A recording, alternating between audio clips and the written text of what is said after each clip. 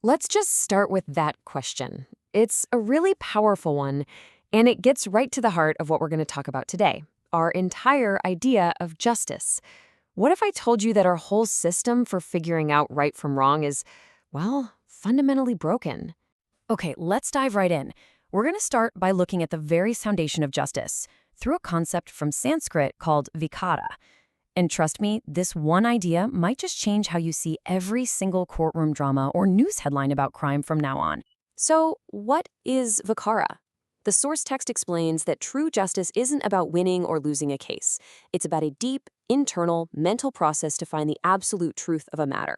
But the argument here is that our current system, with all its legal tricks and arguments, often misses the point completely. It's not really searching for truth anymore. And this really lays out the central conflict perfectly. On one hand, you have our current system, which is punitive. It's all about punishment, about retribution. The source argues this just leads to vindictiveness and, believe it or not, can actually end up harming innocent people. But on the other hand, there's this idea of a corrective system. The focus here is totally different. It's about rehabilitation, with the ultimate goal of benefiting everyone and upholding our shared humanity. Wow, just let that analogy sink in for a second. It really drives the point home, doesn't it? A punitive approach like the death penalty doesn't solve the deep societal problems that lead to crime in the first place. It just gets rid of the person. It's treating the symptom, not the actual disease. So, if the system itself is flawed, what does that say about the people caught up in it? Well, the source suggests we need a radical shift in perspective, one that completely reframes how we think about those who commit crimes. And this gets right to the heart of it. The argument is that crime isn't always some simple, individual moral failing. The source points to these really deep-seated roots, suggesting that a lot of criminal behavior is actually a symptom of a larger societal illness. This way of thinking treats criminals less like villains and more like patients of a society that has, in many ways, failed them. This is a huge shift in responsibility, right? Instead of just putting all the blame on the individual, the text says that society itself has a duty, a responsibility to try and cure the conditions that create crime. And as we're about to see, this flawed logic doesn't just apply to criminals. It bleeds into almost every part of our world. Yeah, this punishment-focused broken thinking doesn't just stay locked away in a courtroom. It actually seeps into the very professions we're supposed to trust the most, creating this crisis of character where personal gain is constantly at odds with serving the public good. Just listen to this. This is a real quote from the source text. A lawyer, a professional who, in theory, should want social harmony, is actually complaining that there's less conflict and fewer lawsuits. And why? Because his paycheck depends on it. The system literally incentivizes conflict over peace. It's just shocking, isn't it? The very person whose job it is to heal you admits he's incentivized by a sick system to keep you unwell for just a little bit longer. It's not that he's an evil person.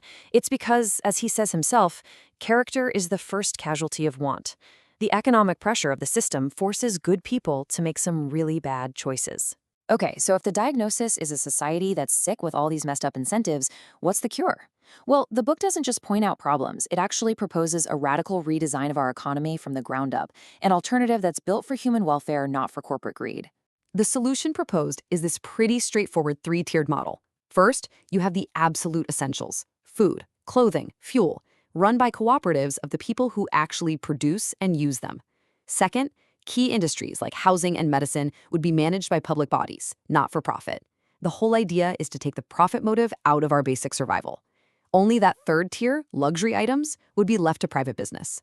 The whole goal here is to build a system where nobody is forced into crime or forced to compromise their character just to survive. I mean, just imagine a world where the basic right to food, clothing, and shelter is absolutely guaranteed. The core idea is simple. Production should serve people, not profits. This would eliminate the very economic desperation that fuels so much of the crime and corruption we see. But here's the thing. A new economic system, no matter how perfectly designed, isn't the whole answer. The source argues that the ultimate solution lies somewhere deeper. It's about changing not just our social structures, but our very minds and our collective sense of purpose. It's proposing a completely new moral compass. Goodness isn't about just blindly following some old rules or social norms. In this view, true virtue is anything, any action that helps our minds expand, that fosters a universal, compassionate outlook. And vice is the exact opposite. It's anything that makes our minds narrow, selfish, and small. And this really brings us to the final, crucial piece of the puzzle. The source argues that what humanity really needs is a shared, collective goal that lifts all of us beyond our own individual selfishness.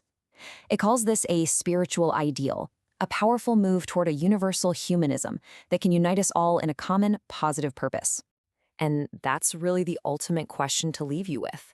What if we measured the success of our society not by the number of prisons we build or how big our police force is, but by its ability to help every single person expand their consciousness, their compassion, and their true potential? What kind of world would we build then?